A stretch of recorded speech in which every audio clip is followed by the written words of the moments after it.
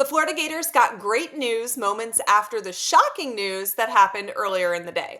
Four-star tight end Amir Jackson just committed to the Gators after Austin Simmons flipped over to Ole Miss. We'll talk about Simmons in just a moment and address that, but let's first give some shine to UF's newest commit. Amir Jackson is a huge get for the Gators. He is 6'5", 210-pound tight end from Portal, Georgia. He's On3's 8th best tight end in the country, and he's ranked number 130th in the country according to On3 industry ratings.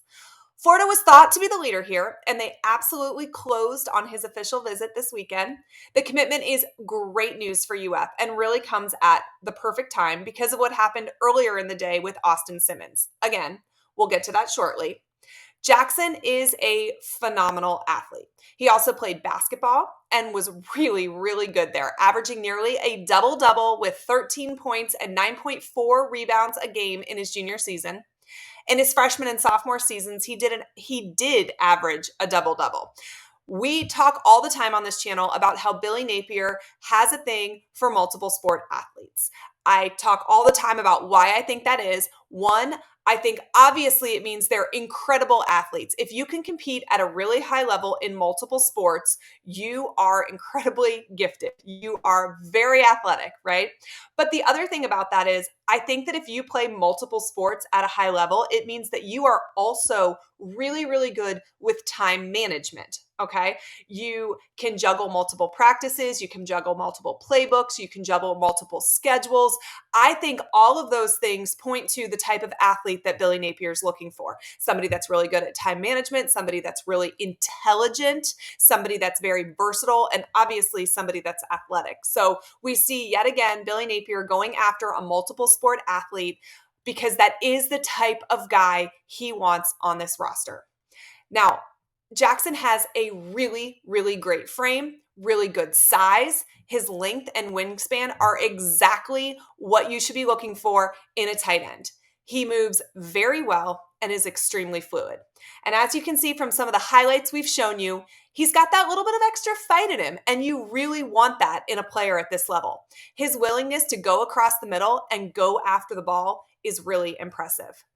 Shout out to Russ Callaway here for this pickup. A lot of people really question the Callaway hire, and they didn't know if Billy made the right decision or not. This is a big-time pickup, and UF definitely wants to feature tight ends more in Billy Napier's offense.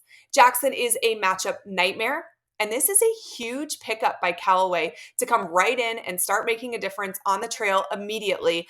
I honestly think that UF's tight ends are in good hands for the future, both recruiting and on the field. So kudos to Napier for hiring Callaway, and then kudos to Russ for this pickup because it's definitely big. I love the location from where Jackson is from. There is so much talent in the state of Georgia. And, I think that Billy Napier and his staff have made Florida a huge priority, right? Like we know they want to recruit at home, but there's also a lot of talent in the state of Georgia, and the Gators can take advantage of that as well.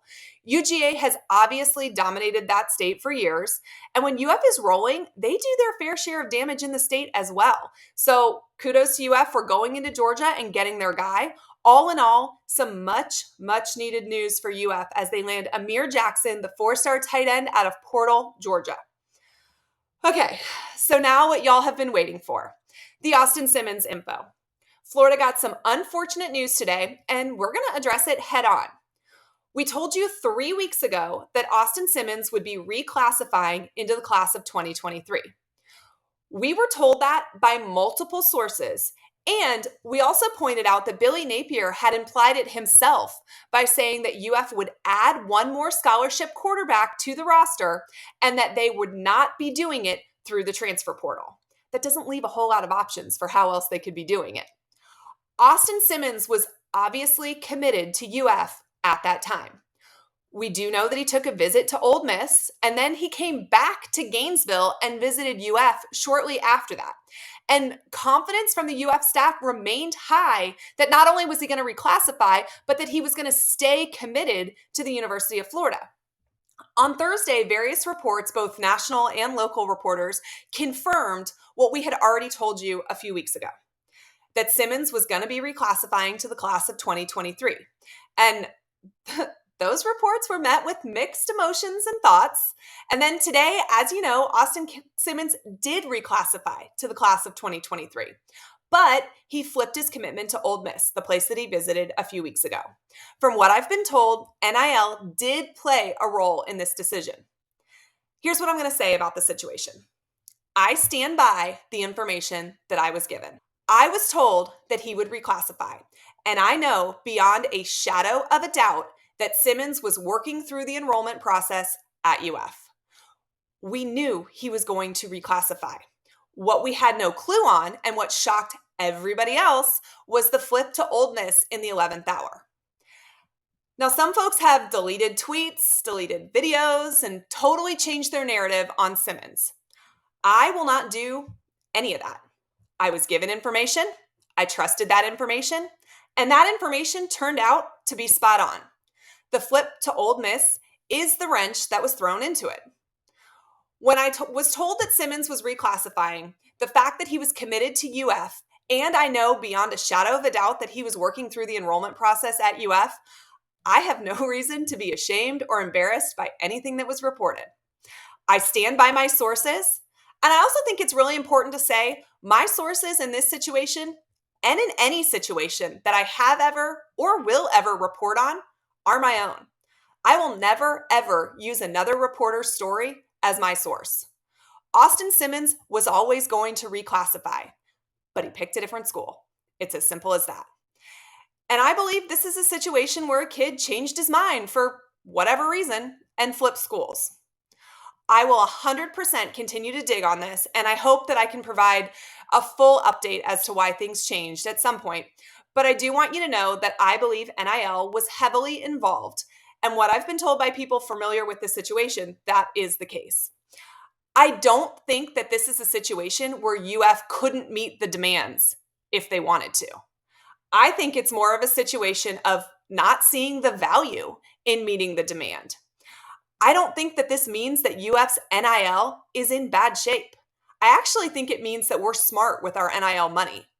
Just because we have the money, and y'all, we do have the money, it doesn't mean that we need to throw it into the wind. So do with that what you will. I am more than happy to chat about this. I'm happy to answer questions on it or just hang out in the comments. Overall, I don't think Simmons was going to play this year regardless.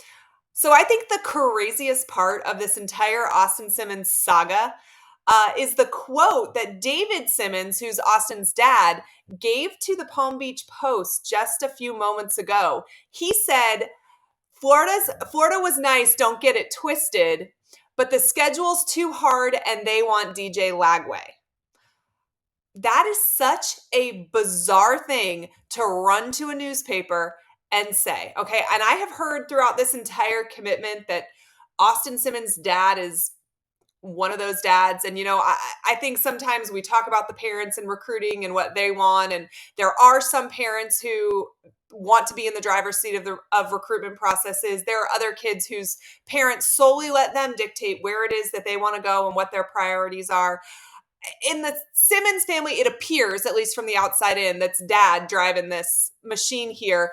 But your kid flips his commitment and your first thought is to go to your local newspaper and essentially say that you're scared. You're scared not only of the schedule, but you're scared of competition within the locker room. I feel like that's a really weird thing to put on your kid, especially with all the craziness that's going on. So, honestly, with that quote, maybe you have dodged a bullet. I don't know. I don't know about you, but I don't want a quarterback who's scared of the schedule or scared of competition. That's not the kind of guy that's going to win championships at the University of Florida. I'll tell you that much. I am happy to chat about this. I'm happy to answer questions or just hang out in the comments.